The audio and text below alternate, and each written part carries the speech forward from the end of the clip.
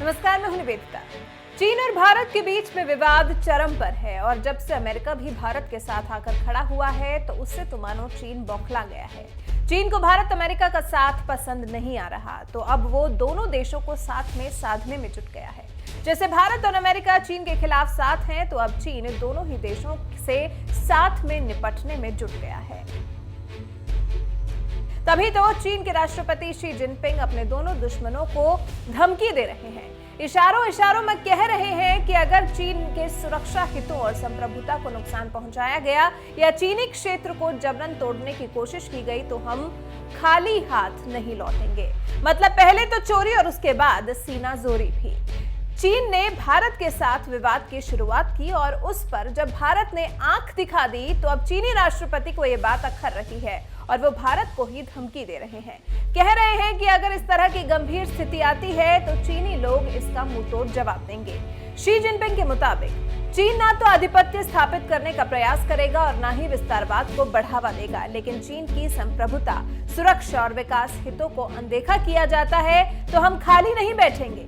इस बीच हम किसी को इसकी अनुमति नहीं देंगे कि कोई भी चीनी क्षेत्र पर अतिक्रमण करे या फिर उसे बांटने की कोशिश करे। विस्तारवादी चीन के राष्ट्रपति भारत के राज्य अरुणाचल प्रदेश को अपने नक्शे में दिखाने वाले चीन के राष्ट्रपति का कहना है कि अगर इस तरह की गंभीर स्थिति पैदा हुई तो चीनी जनता निश्चित रूप से इसका मुंहतोड़ जवाब देगी। चीनी राष्ट्रपति ने इशारों इशारों में भारत और अमेरिका पर ऐसे वक्त में निशाना साधा है जब भारत और अमेरिका की चीन के साथ तकरार जारी है। चीन की दादागिरी को भारत और अमेरिका दोनों साथ में आकर ललकार रहे हैं और इन दोनों देशों का इसमें साथ दे रहा है ताइवान। वही ताइवान जिसे चीन अपना क्षेत्र बताता है। पिछले कुछ दिन में अमेरिका ने ताइवान के साथ अपने संबंधों को मजबूत किया है। अमेरिका लगातार एक से एक आधुनिक हथियार ताइवान को उपलब्ध करा रहा है। कहीं ना कहीं ये बात भी चीन के गले नहीं उतर रही है। गुरुवार को ही अमेरिका ने चीन तक मार करने वाले हथियारों की ताइवान को बिक्री मंजूर की है। वहीं भारत का तो चीन के साथ तनाव इस साल के मई महीने से पहले का है, जिसके समाधान के लिए कई दौर की बातचीत तो हो चुकी है, लेकिन निष्कर्ष नील बटे सन्नाटा ही है। हालांकि अब चीन की ताकत को कम करने और उसे हर तरफ से मार करने के लिए अमेरिका, भारत, जापान, ऑस्ट्रेलिया सभी देश साथ आ रहे हैं। नवंबर में होने जा रहे मालाबार युद्धाभ्यास में 13 साल बाद भारत, अमेरिका, जापान और ऑस्ट्रेलिया की नौसेनाएं एक साथ जुटेंगे और चीन को कड़ा संदेश देते हुए शक्ति प्रदर्शन करेंगे।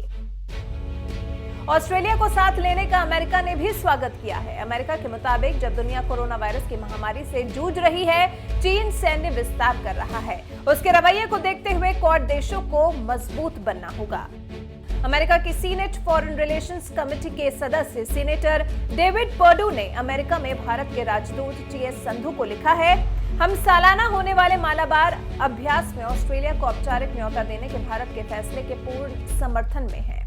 आगे खत में लिखा है, चीन के बढ़ते सैन्य और आर्थिक रवैये को देखते हुए क्वाड देशों को मजबूत करना अहम है। पत्र में आगे लिखा गया है, जब दुनिया कोविड-19 की महामारी से लड़ रही है, चीन ने मौका परस्ती देखते हुए इंडो पैसिफिक में अपनी सैन्य मौजूदगी का विस्तार करना शुरू कर दिया। सीनेटर के मुताबिक महामारी से चीन के बेल्ट एंड रोड इनिशिएटिव और कर्ज के जाल में फंसाने की कोशिश को झटका लगा है। इंडो पैसिफिक में फ्री ओपन ट्रेड से क्षेत्र में सतत निवेश होगा और फिर मालाबार युद्धाभ्यास के भारत के ताजा फैसले से भी चीन काफी नाराज है।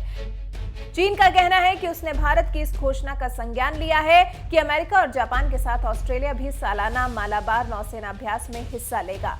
चीन का कहना है कि सैन्य सहयोग क्षेत्रीय शांति और स्थिरता के लिए अनुकूल होना चाहिए। इस विशाल सैन्य अभ्यास का हिस्सा बनने के ऑस्ट्रेलिया के अनुरोध पर ध्यान देने का भारत का फैसला ऐसे वक्त में आया है जब पूर्वी लद्दाख में सीमा विवाद के बीच चीन के साथ रिश्ता लगभग दुश्मनी में बदल चुका है। मतलब साफ है कि भारत और यूएस को धमकाने के चीन के पास अनेक वजह है। हालांकि चीन को खुद के गिरेबान में झांककर देखना जरूरी है, जो चीन ने आज तक नहीं किया है। चीन पहले खुद को देखे, उसके बाद भारत और यूएस को आंख दिखाए। आपकी चीन के इस रवैये पर क्या राय है, हमें कमेंट कर जरूर बताएं।